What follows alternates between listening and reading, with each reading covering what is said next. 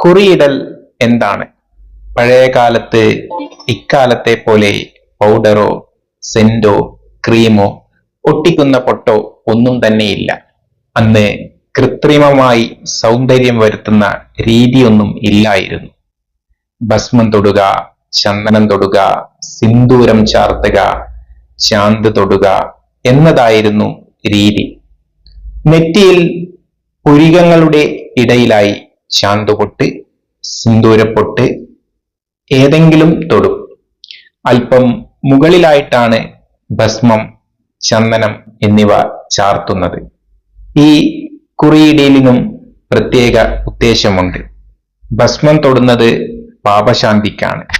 ഭസ്മം പാപത്തെ നശിപ്പിക്കുന്ന വസ്തുവായിട്ടാണ് അറിയുന്നത്. ഭസ്മം എന്നത് വെറും ചാരമല്ല, വിധിയനുസരിച്ചുള്ള ചാണകം ചുട്ട് അത് വെള്ളത്തിൽ കലക്കി ഊറ്റി വീണ്ടും ചുട്ടെടുക്കുന്ന പവിത്രമായ വസ്തുവാണ്. ഭസ്മമുണ്ടാക്കുന്ന അതിന് പ്രത്യേക വിധിയുണ്ട്. ഭസ്മം കുഴച്ചും, അതായത് വെള്ളം ചേർത്ത് കുഴച്ച്, ധൂളിയായും തൊടുന്നുണ്ട്. രാവിലെ കുഴച്ചു തൊടുന്നു. എല്ലാവർക്കും കുഴച്ചു തൊടാൻ വിധിയില്ല. വൈകുന്നേരം ഭസ്മധൂളിയാണ് തൊടുന്നത്. ഓരോ വർണ്ണക്കാർക്കും പ്രത്യേക വിധിയുണ്ട്.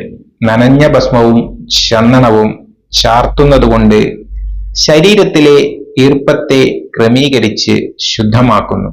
കൂടാതെ ഭസ്മത്തിനും ചന്ദനത്തിനും ഔഷധ ഗുണമുള്ളതിനാൽ ഔഷധ ലേപനത്തിന്റെ ഗുണവും സിദ്ധിക്കുന്നു.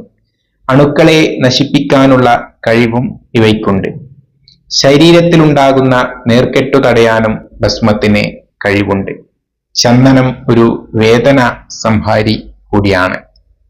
കടുത്ത തലവേദനയുള്ളപ്പോൾ ചന്ദനം നെറ്റിയിൽ വാരിപ്പൂശിയാൽ കുറച്ച് സമയം കഴിയുമ്പോൾ തലവേദന ശമനമുണ്ടാകും.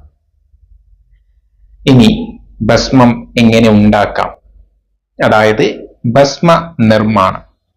നല്ല പശുവിന്റെ ചാണകം മണ്ണ് പുരളാതെ എടുത്ത് ഉരുട്ടി കച്ചിന്മേൽ വെച്ച്, അതായത് തെങ്ങോല മടഞ്ഞതിൽ വെച്ച് ഉണക്കണം.